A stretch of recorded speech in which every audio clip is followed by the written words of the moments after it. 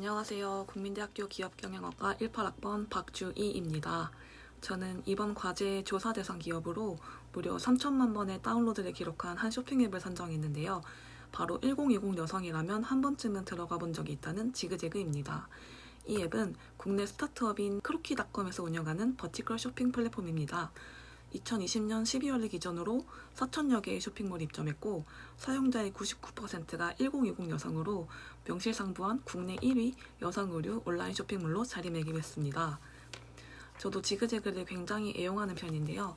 이토록 1020 여성들에게 큰 사랑을 받는 비결이 무엇인지 이번 과제의 기회를 통해 기업도 파악해보고 개인적인 궁금증도 해소해보고자 선정하게 되었습니다.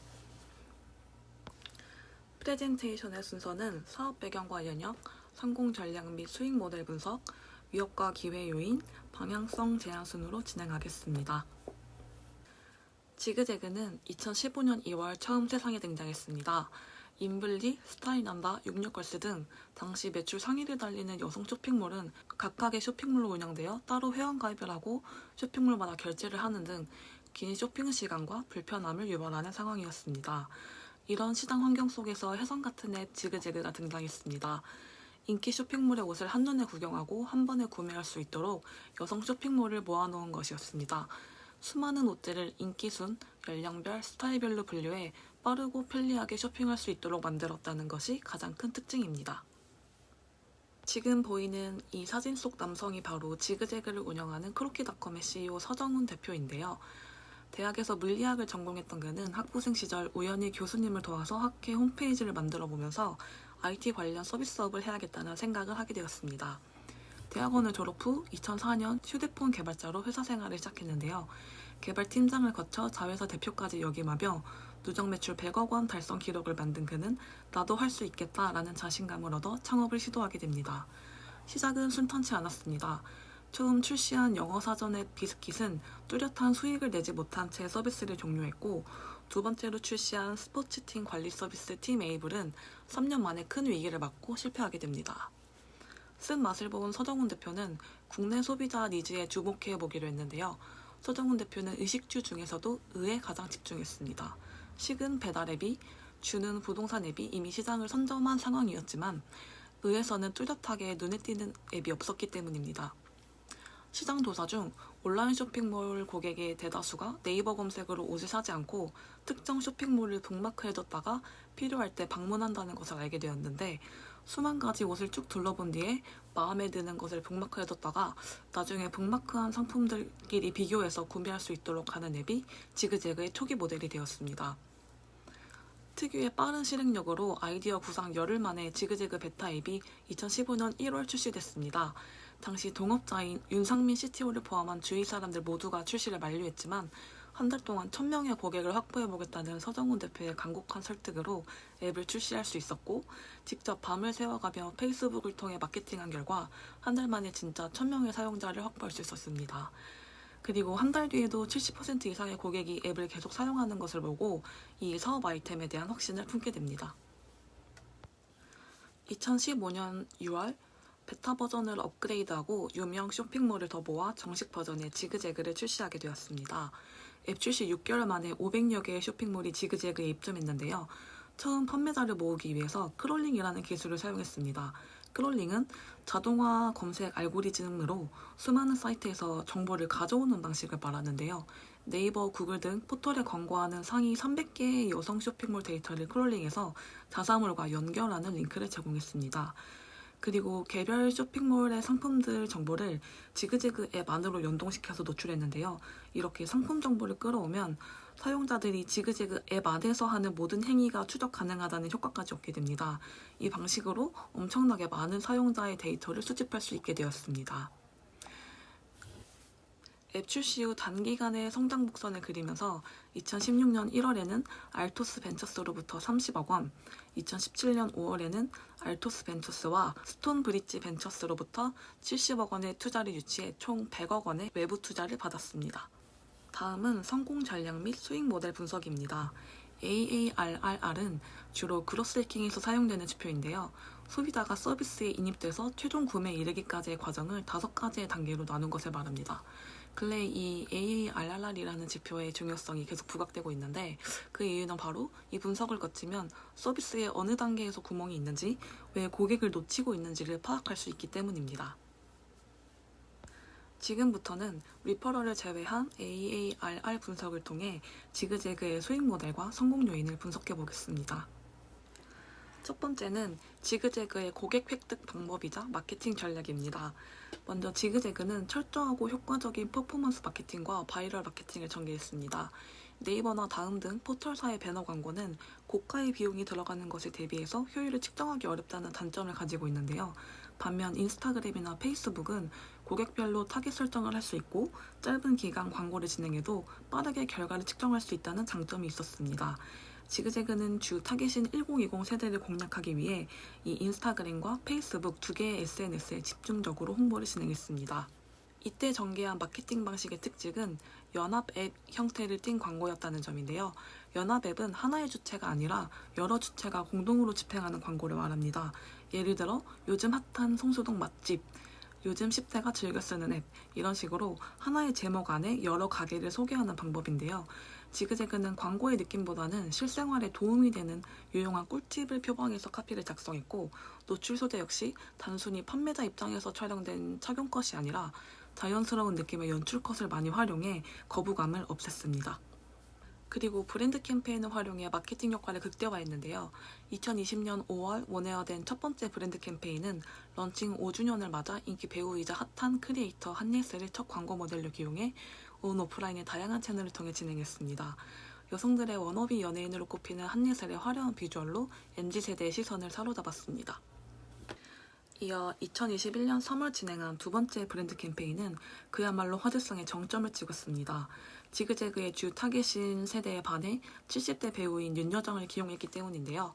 당시 지그재그를 빠른 속도로 따라잡고 있던 경쟁 앱들과 격차가 점점 좁혀지자 대세 굳히기 전략으로 70대 모델 선정이라는 묘수를 둬 압도적 브랜딩을 시도합니다. 지그재그 CF에서 윤여정은 옷 입는데 남의 눈치 볼 거 뭐 있니? 그러니까 너네들 맘대로 사세요 같은 멘트를 날리는데요. 대배우로서 화려한 필모그래피와 입지를 가진 윤여정이 독립영화라는 새로운 도전을 택하고 그 도전을 통해 미국 아카데미 시상식에서 여우주연상을 수상하게 되면서 광고 속 멘트가 윤여정의 인생관과 지그재그의 가치관을 오버랩시켜 나 자신을 중시하고 가치 소비하는 MZ세대에게 던지는 조언이자 위로가 되었습니다. 지난 5월 모바일 리서치 오픈 서베이에서 발표한 MZ세대 패션 앱 트렌드 리포트 2021에 따르면 전국 15세부터 39세의 남녀 2,000명을 대상으로 조사한 결과 응답자의 74%가 지그재그의 윤여정 모델 발탁은 앱 이미지 변화와 구입 의향에 긍정적인 영향을 끼쳤다고 대답했습니다.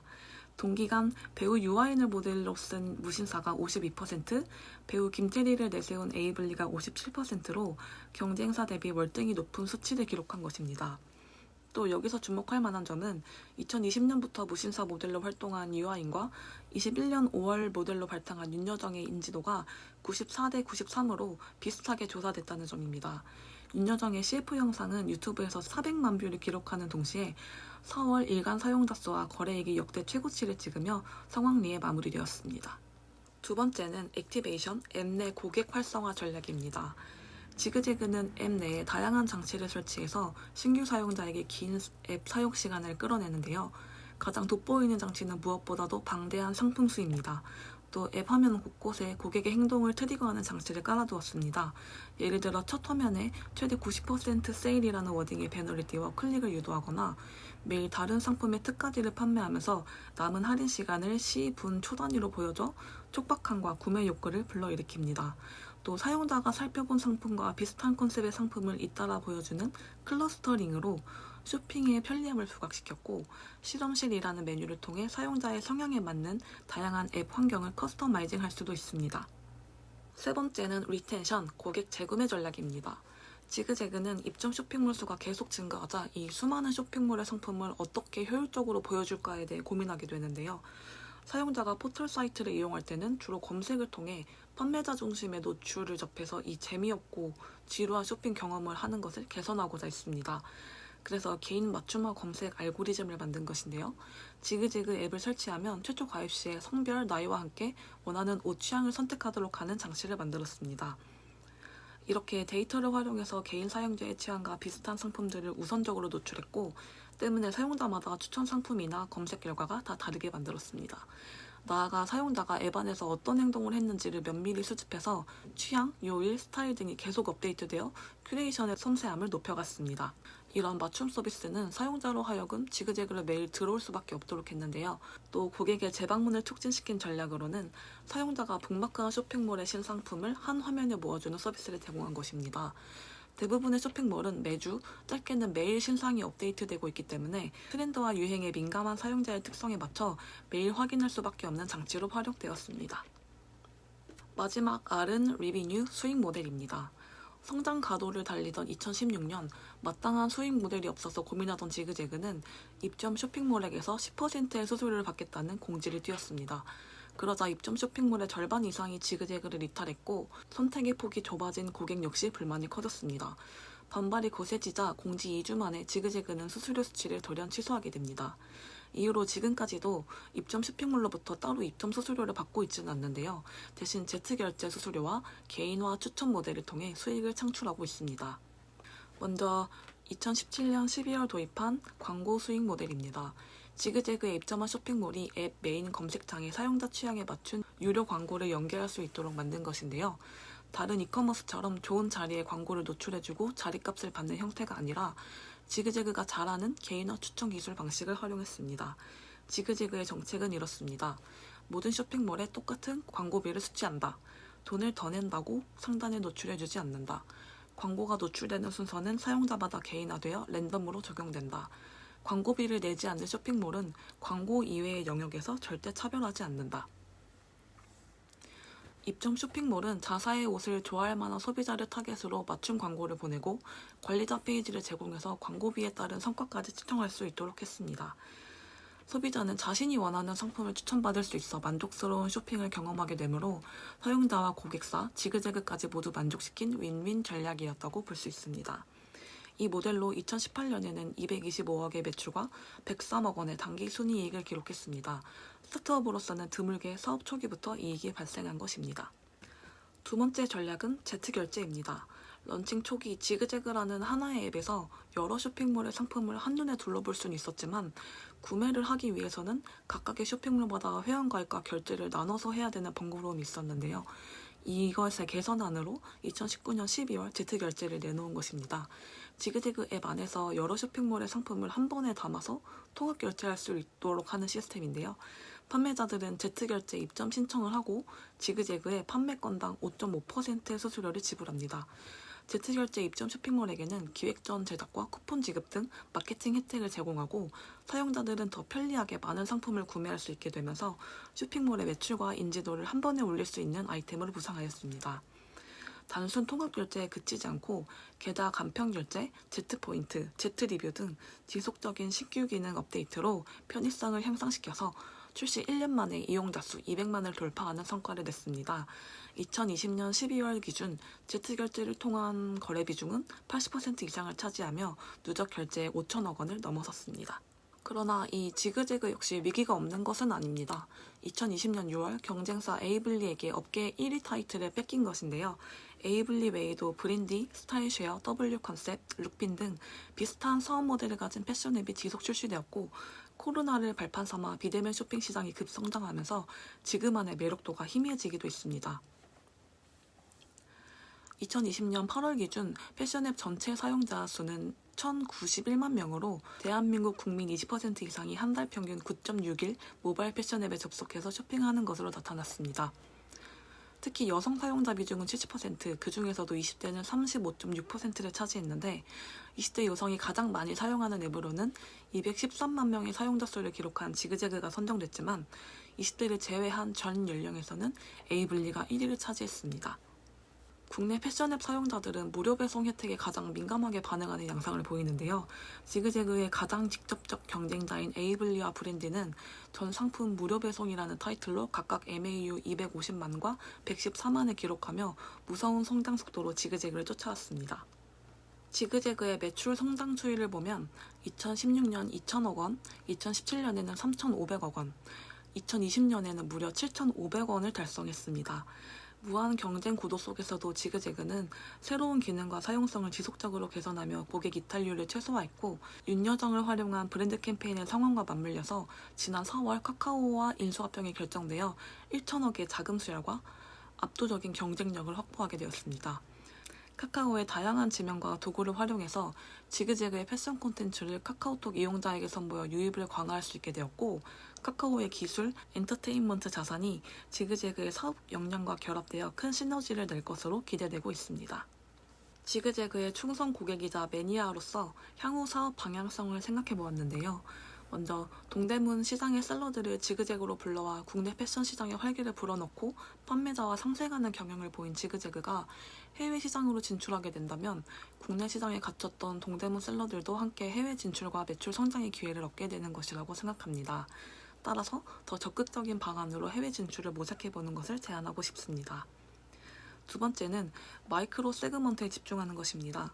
국내외 여성 의류 시장을 보면 사이즈와 디자인이 모두 획일화되어 뚜렷한 개성이 없고 점점 세분화되는 고객 니즈를 따라가지 못하는 현상이 보이는데요. 빅사이즈나 럭셔리, 또 최근 트렌드로 떠오르는 랩플 서비스처럼 특정 관심 분야에 집중한 서비스를 추가로 제공하는 것을 제안합니다. 또 기존에는 1020 타겟에 집중했지만 모바일 쇼핑에 새롭게 유입되고 있는 중장년층 세대까지 아우를 수 있는 서비스를 제공하면 새로운 경쟁력을 확보할 수 있을 것이라고 생각합니다. 세 번째는 ESG 경영을 강화하는 것인데요.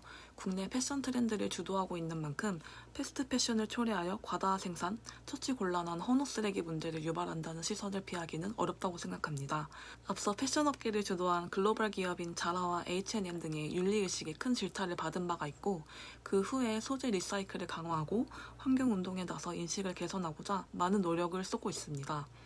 버려지는 옷으로 인해 초래된 지구오염의 문제는 당장 우리 눈앞에 보이지는 않습니다. 하지만 지구 반대편 약소 국가들이 돈을 받고 쓰레기 더미를 떠하는 탓에 해당 국가들의 국민들은 환경오염으로 인한 몸살을 앓고 있고, 오염된 강물이 바다로 흘러들어 전 지구로 퍼져나가기에 이르렀습니다.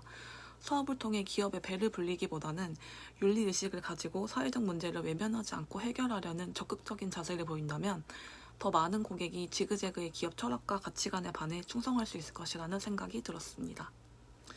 이번 학기 역시 코로나로 인해 한 번도 교수님과 학우들을 만나지 못하고 마무리하게 되었는데요.